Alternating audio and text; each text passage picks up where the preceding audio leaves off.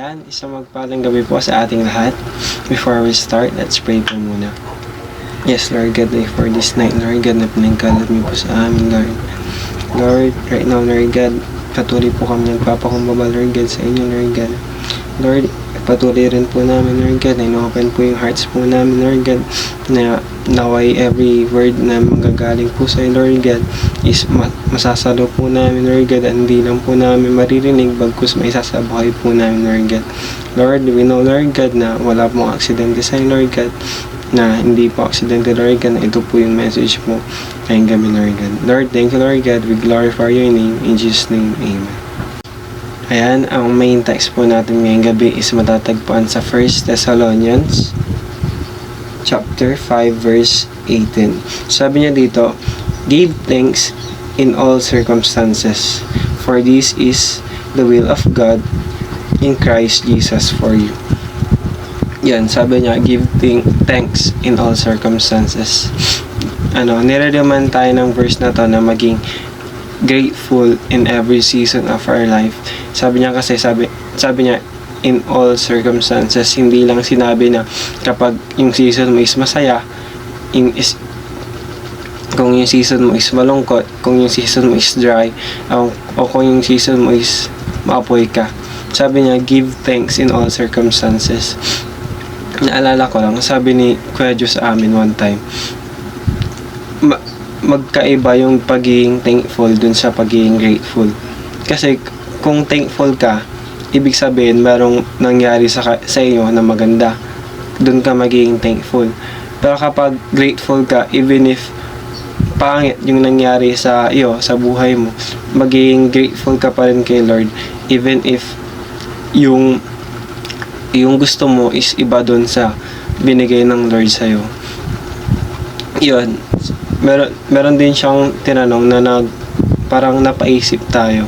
Sabi niya, magiging grateful pa rin ba tayo even if yung anong tawag dito? Even if yung nangyari sa atin is ayaw natin. 'Di ba? Minsan may mga prayers tayo na, Lord, gusto kong ganito, gusto kong ganyan. Pero yung pinibigay ng Lord is the opposite. And hindi yun aksidente kasi doon pa lang sa part na yun is may tinuturo ang Lord sa atin. Gratitude begins when acknowledging God's faithfulness in every season. Sabi ko nga kanina sa verse na be thankful in all circumstances in our life. Mag-i-start ka lang maging grateful sa buhay mo kapag in-acknowledge mo na kumikilos si Lord sa every season ng buhay mo. Kasi nga, 'di ba? Hindi naman palagi na nasa dry season ka, hindi naman palagi na maapoy ka, hindi naman palagi na nasa season ka ng buhay mo na masaya, minsan malungkot. And doon sa mga season na yun, kapag na-acknowledge mo na gumagalaw pa rin si Lord, even if yung gusto mo is iba doon sa binibigay ng Lord, is thankful ka pa rin, doon nag-i-start yung pagiging, yung word na gratitude instead of being thankful. Kasi nga doon nga, sa sinabi ko kanina, magkaiba yung word na pagiging thankful dun sa pagiging grateful. Yan. Whatever the season you're facing right now, remember that God is in control. Kahit ano man yung nasaan ka mang season ngayon, nasa pag-aaral, trabaho, kung mayroon kang pinagpipray na hindi binigay ng Lord, remember that God is in control. For sure, meron siyang tinuturo. 'Di ba yung story nga ni Job? Grabe yung nangyari sa kanya, grabe yung apoy niya sa paglilingkod kay Lord, pero yung nangyari is hindi ganoon sa ina-expect niya. And yun, grabe yung puso ni Job kasi doon pa lang makikita natin yung kung ano yung talagang definition ng pagiging grateful. Kasi grabe yung alam naman natin kung anong nangyari kay Job. Grabe yung nangyari sa kanya, nawala lahat ng ari-ari niya, from pinakamayaman dun hanggang sa yun, may sakit, tapos pinipersecute pa siya ng asawa niya, tapos namatay pala ng ari at yung mga alaga niya, even yung anak niya pa lang na namatay, grabe kasakit na, 'di ba? Pero grabe yung pagiging grateful niya kay Lord. Kasi, even if nasa sitwasyon siya na gano'n, kasi kung iisipin natin, kung tayo lang yung nasa posisyon na yun, di ba, ang unang papasok sa isip natin is, Lord, bakit ganito? Bakit ganyan? Magko-complain tayo agad. Pero dun pa lang sa ginawa ni Job, yung pagiging grateful niya is dun nare-remind tayo na kahit ganito, kahit yung nangyayari is kabaliktaran dun sa gusto natin, is nare-remind tayo na parang maging grateful even if gano'n. The real gratitude starts when you stop thinking what's next, but remembering who put you in that situation. Yun nga, kung nasa man tayong sitwasyon ngayon ng buhay natin, magulo man, na ang dami mang persecution, lalo sa buhay natin as Christian, kasi hindi naman porke Kristiyano ka is goods na yung buhay mo. And dun sa sitwasyon na yun is may tinuturo si Lord, and kahit mahirap, maging grateful pa rin tayo. Kasi nga, alam natin na at the end of the day, pagsubok lang yun galing kay Lord. And hindi aksidente na tayo nandun sa sitwasyon na yun. Nilagay tayo ng Lord dun sa sitwasyon na yun para may mabago. Hindi aksidente na dyan ka sa school mo ngayon, sa circle of friends mo ngayon, sa trabaho mo ngayon, sa family mo. Hindi aksidente na magulo, hindi aksidente na ikaw yung nandyan sa family mo ngayon. Kung magulo man, siguro may siguro merong gagawin ang Lord sa buhay ng mga nasa paligid mo, sa pamagitan mo. Malay mo, ikaw yung gagamitin ng Lord na para mawin sila sa school mo, para ma-share yung gospel. Ganon. Be grateful sa pinag-pray mo. Kung to, parang reminder din to sa akin, kasi dati talaga nung grade 12 ako, parang the whole grade 12 ko is pinag-pray ko talaga kay Lord na sana hindi ako makapag-stop ng pag-aaral, ganito ganyan. Tapos ngayon na nag-aaral na tayo, though nakakapagod, minsan nakakapag-complain tayo, and ito nire-remind tayo kasi ito rin naging prayer natin. Tapos ngayon dumadating tayo sa point na, Lord, bakit ganito, bakit ganyan, gusto ko nang tumigil, ganito, nakakapagod, pagod ka na nga sa ACADS, meron ka bang problema sa pamilya, lalo na sa financial needs mo. And nare-remind tayo na maging grateful, kasi hindi naman talaga aksidente, and wala naman talagang madali sa buhay. Parang tinitrain tayo ng Lord na sa mas malaking bagay. Kasi kung dito pa lang napapagod ka na, how much more paano ka pa pagkakatiwalaan ng Lord sa malaking bagay, di ba?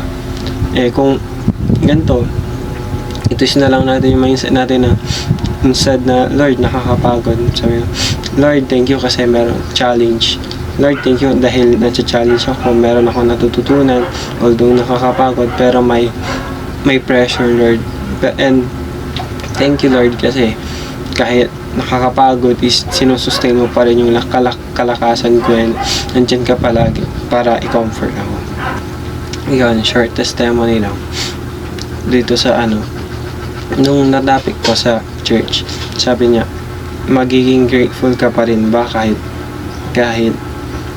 yung nangyayari is kabaliktaran doon sa pinagpipray mo, diba? Doon napaisip ako na parang ang sakit kasi maybe merong will ang Lord kung bakit ganun yung nangyayari, and kailangan lang talaga natin is magtiwala sa plano ng Lord, kasi mas the best yung plano niya dun sa plano mo, diba? Yan, short testimony lang. After nun, sabihin ni ate yan sa church, tapos napaisip ako, sabi ko, kasi before tayo mag-college, may mga scholarship tayo na na-applyan. Di ko alam, 4 ata, 3, ganun. Pero until na wala pa ring wala pa rin tayong scholarship. And yun, sakit lang sa part na may mga dun sa mga scholarship natin is na ina-applyan ko is meron akong kasabay na kaklase ko, and syempre grabe na expectation ko. Sabi ko, qualified ako dito, malaki yung chance ko na makukuha ko. Pero at pagkatapos ng process, tapos kapag meron ng result, hindi tayo makukuha, and ang makukuha yung kakilala natin na parang kinompare ko kasi yung sarili ko that time. Sabi ko, bakit mas mataas naman yung grades ko kay ganito ganyan, mas qualified naman ako, mas magaling naman ako, diba? Ganon yung mindset ko that time. And that time na-rebuke din tayo kay Lord na sabi nila sabi ng parang niremind tayo ng Lord na paulit-ulit sinasabi sa church na delays are not denials. Dadelay man ako ng scholarship, nag-apply tayo ng CHED, kala ko makukuha na ako, pero hindi, mas nakuha yung kaklase ko na kasi nasa isip ako that time, mas mataas pa naman yung rank ko. Tapos sa school, sa lote, sa school namin, ganun, hindi ulit ako nakuha, mas nakuha yung kaklase ko. Pero yun nga, niremind tayo ng Lord na delays are not denials. Though masakit, kasi yun, masakit, ma-reject. Masakit. Pero kung doon pa lang, kasi pinag-pray ko talaga kay Lord. Pero yun nga, mas na-amaze ako dun sa gagawin ng Lord, na ibibigay niya na siguro soon, someday, mabibigyan din dahil ng scholarship. Kung hindi man ngayon, perfect yung timing ng Lord. And niremind din tayo na hindi ko kailangan maingat sa iba, kasi iba naman yung kwento ng iba. And pinag-effortan and pinaghirapan din naman yun para makapasok sila. And maging masaya tayo para sa kanila. Cheer them until dumating yung time natin na tayo naman. Ayun, sa mundong napakaraming magaling, sa mundong napakaraming matatalino, sa mundong napakaraming mayaman, sana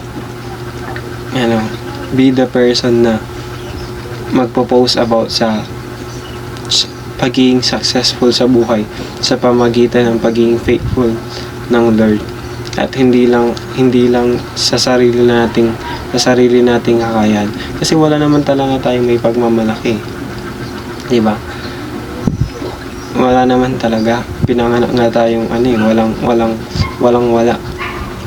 And yun, sana i-remind tayo na lahat ng achievements natin sa buhay is i-credit natin kay Lord, kasi kung tayo lang talaga, wala tayong magagawa. Pero buti na lang kasama natin si Lord araw-araw sa trabaho, sa pag-aaral, lalo sa mga college student, sa mga working na breadwinner.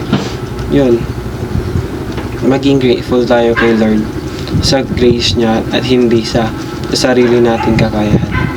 Yan, for conclusion, God was there along. Kasama mo siya sa lahat ng season ng buhay mo.